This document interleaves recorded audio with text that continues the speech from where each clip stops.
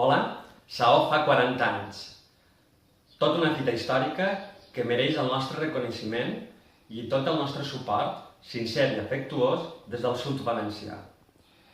Si hi ha una cosa que caracteritza el nostre país és que aquest sempre ha avançat gràcies a projectes modestos, com si de petites empreses tractaren repartides al llarg de la nostra geografia, però que han comptat sempre amb un recurs ben valuós, molt més que els diners, que és la voluntat d'un grup de persones de fer progressar el País Valencià.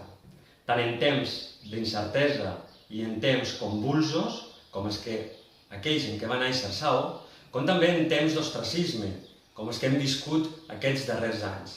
Però Saó, sempre que ha estat un temps de bonança, com un temps d'ostracisme, sempre ha progressat i sempre ha estat al servei de la llengua, de la cultura i d'aquest país amb dignitat. Per tot això, felicitem Saó per aquests 40 anys i per aquests altres futurs 40 anys més que han de vindre. Una abraçada ben forta de la Junta Directiva del Tempier.